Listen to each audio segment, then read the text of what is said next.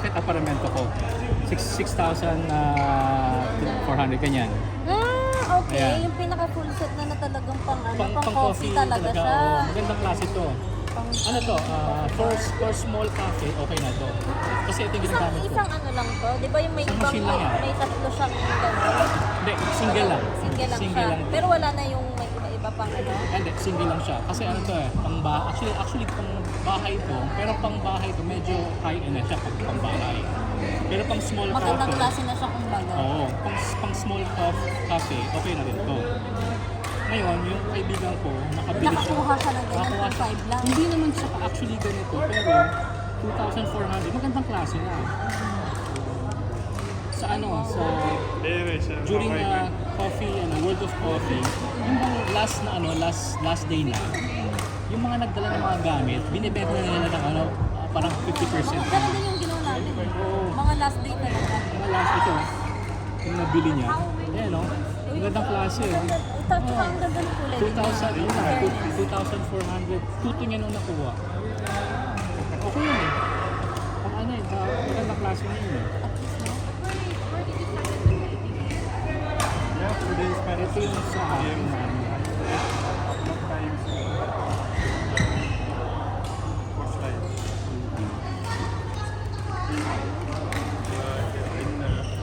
ito yung machine na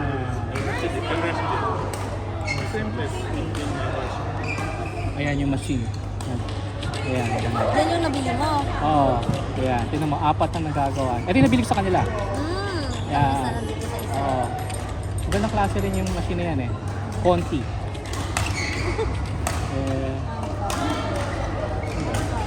Ito. Ayan o. 4 na truffle lang pwedeng gawin.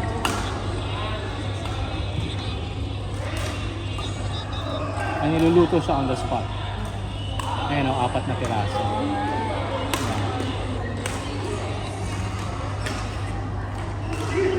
Pero okay naman siya so far. Nakailang buwan na. Alin? Ilang buwan mo na siyang gamit. Ito? Oo, matagal na rin. Matagal na. Okay na. Okay pa rin. Oo, okay naman. Ginagamit ko sa restaurant. Ginagamit ko siya sa restaurant. Pag mga ganyan na halimbawa sa sale, kasi kami wala na kaming warranty na pinili. Okay lang. Yung sa, halimbawa yung sa Sardian na ilang years ang warranty? 1 year lang. 1 year. Pagka brand new. 1 year warranty. Pagka 6 months. Pagka second hand. Second hand 6 months.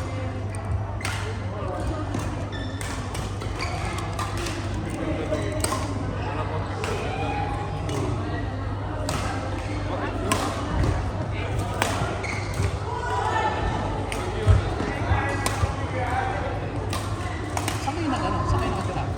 Barsha. Ang Barca, malayo. Kasi yung restaurant ko, kasi dito sa Alala. Alnana? MMC Hospital. Ano ko yun? Anong name ko? Pat's and Tea.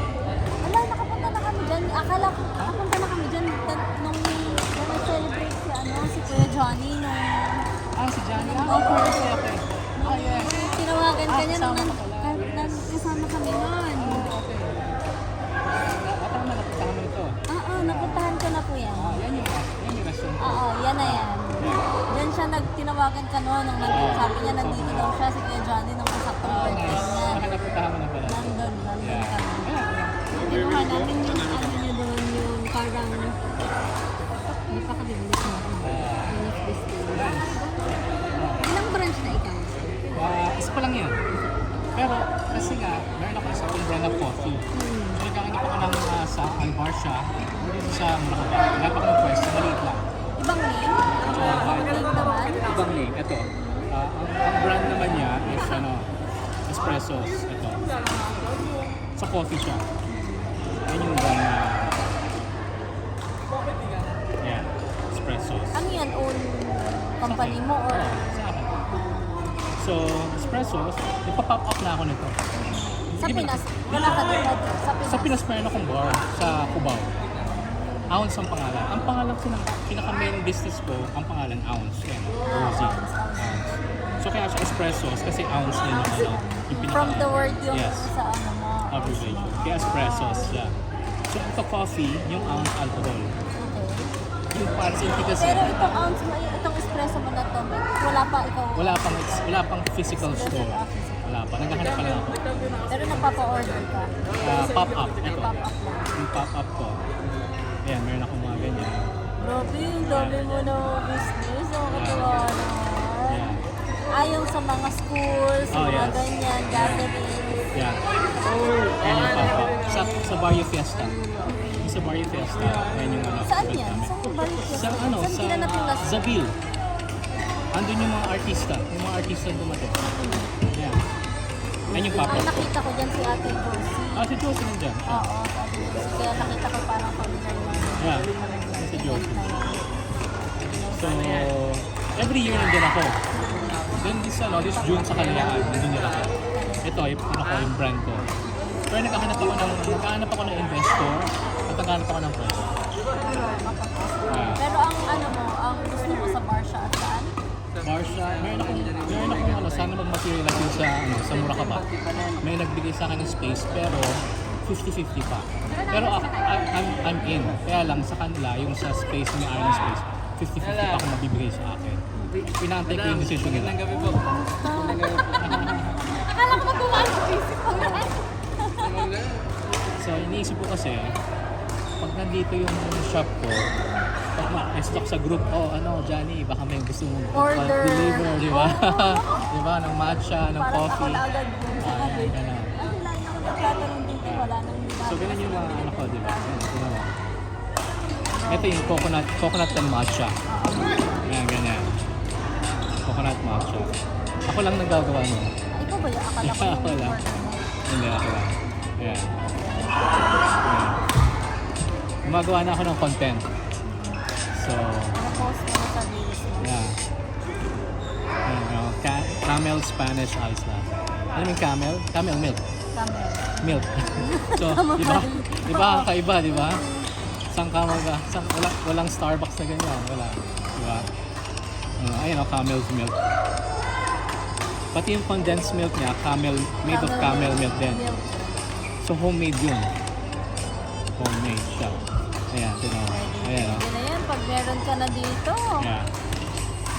Malapit. Ayan. Order, baka may order. Ito, maraming gusto nito. Matcha. Kasi kami sikat yung brand mo. Yeah. Actually, tinry ko yung best matcha sa Jumeirah. May laban yung matcha ko. Oh, wow. Yeah. Hindi ako masyadong hindi sa matcha. Yeah. Yung iba din yung Try. Hindi pa ako masyado sa matcha. You should try that.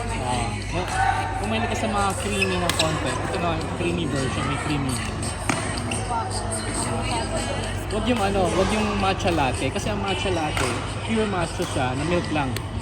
So kung gusto mo something with sweetness, yung mga ganito. May tiramisu din ako. Kasi lang ako, 2 years pa na ako nagkakape. Talaga? Hindi kasi ako talaga nagkakape. Oo. Kaya konti pa lang next year. Pero pag nagkakape ka, much better yung proper beans. Yung fresh beans.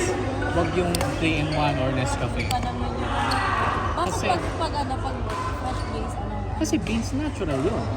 Naturally roasted beans yun.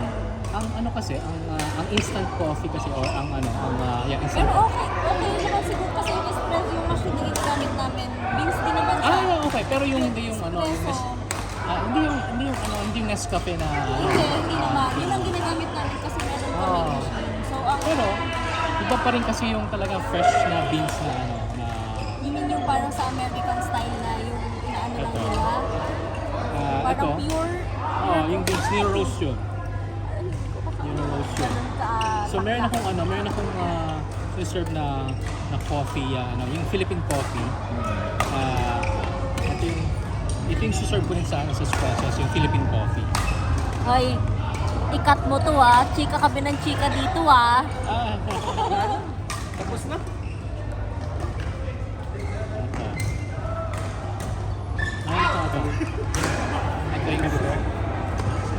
Yung Philippine coffee, Mount Apo, Sagada Arabica.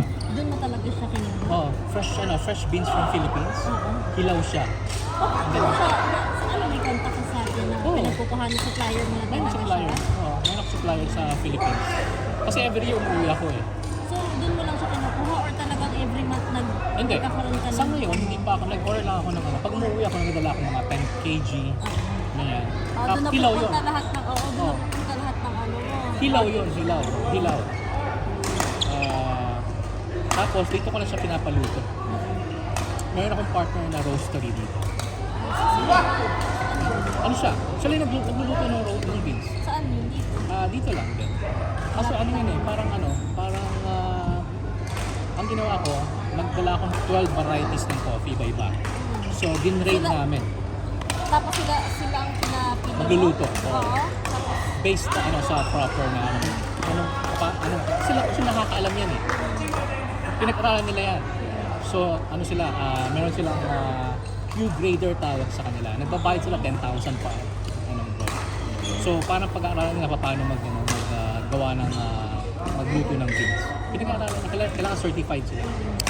Parang mga doktor na kailangan certified.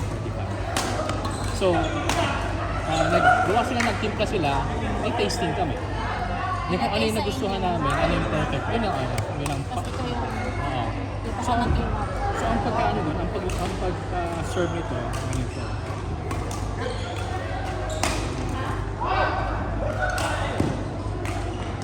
Ayan siya. Yung manually grind mo pa siya. Ayan nga. Yeah, manual grind mo siya. Ayan nga yung mga ano. Yeah, ganyan. Pang specialty coffee. Yeah. Pero hindi ba siya mapakla talaga? No, hindi. Ito mild to. Kasi ano siya. Kasi yung natikman ko talaga sa office, may yung kasi mga French kasi yung Ah. ano namin. So meron silang ganyan sa taas. Oo. Isang beses na ako nakatikim din ako. Kasi ano yan siguro, over-roasted yun. Pagka roasted, ito medium roast lang siya. So pag medium roast, ano lang siya, mellow lang siya, and then low acidity, at saka yung maano yung flavor niya. Kasi pagka Ay, yung smell niya, ang bango kasi talaga niyan. Pero Oo. kapag natitikman ko talaga, grabe, hindi ko na naulit talaga. Meron ano siya kasi, kailangan sa namin yung palate mo. Pero, Kasi hindi pa pero mas mas healthy version to compare sa instant coffee. Kaya ganyan yung ginagamit nila. Oo. Machine yung nandun sa amin sa baba. Kasi Yeah. yung mga management nasa taas. Ganyan yung gamit nila. Oo. Ano to, B60 tawag yan, B60. Talaga nag-give time sila para magawa yan. So ito kasi, pag machine kasi galing, ang machine, mataas ang pressure ng water. So yung extraction niya, talagang Dito kasi Oo, man. kontrolado. Kumbaga parang relax yung beans. Hindi mo siya ino-overpressure ng Kasi sa machine nila may standard sila na kung ano ginawa. Yan. Yun ang kakaibahan niya. Saka ang pag over-extract mo, mag-layered siya ng parang foam. Yun yung parang acid level niya. So tumataas ang acid level ng pagka. Nag-aral ka din bago ka Ano lang, self-study lang. Self-study lang yan. Kasi pag may passion ka, sa beverage ako, yung ginagawa ko. Pero ako kasi, more on sa alcohol lang alcohol na expertise ko. So I work with brands. Sa Pinas pa yan, or dito na? Philippines yung dito. So, pag pumunta ka sa... Saan brands ka before sa Pinas? Saan brands ka before? Anong brands ang Ano kasi ako, before, I used to work in Tinjay Fridays sa Pinas ka? sa Philippines. And then dito rin. Fridays din ako dito. So, then 20, then nag-work ako as a bar manager sa Intercontinental. Intercontinental sa Russia? Dito sa Intercontinental. the old one. May Sa Radisson Blu na ngayon. Sa Dera. And then, nag-manager din ako sa warehouse lang. Ito warehouse sa Le Méridien. Then sa Abu Dhabi. Lameridian sa Dera din. Airport. Kasi may kami pinuntahan kami Lameridian Terrace naman. Terrace, yes. Doon kami Sa may airport hotel. Yeah. So, doon, yun ang pinaka-last employer ko, 2010. Then, nag-open ako ng sarili kong company. And up until now. So, yun talaga yung expertise ko so kung pumunta ka sa house, makita mo yung mga brands na hawak.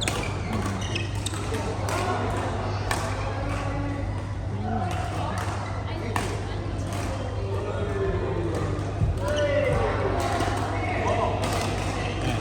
So, Jack Daniels. Ito ba yun? No, yellow siya, yellow na. Yung mga kuya. Yeah. OUNCE. OUNCE. DXB. Ounce, yeah. Yeah, this one.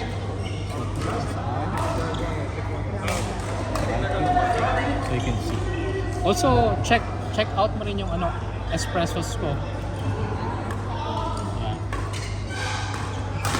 So makikita mo yung mga brands na espressos.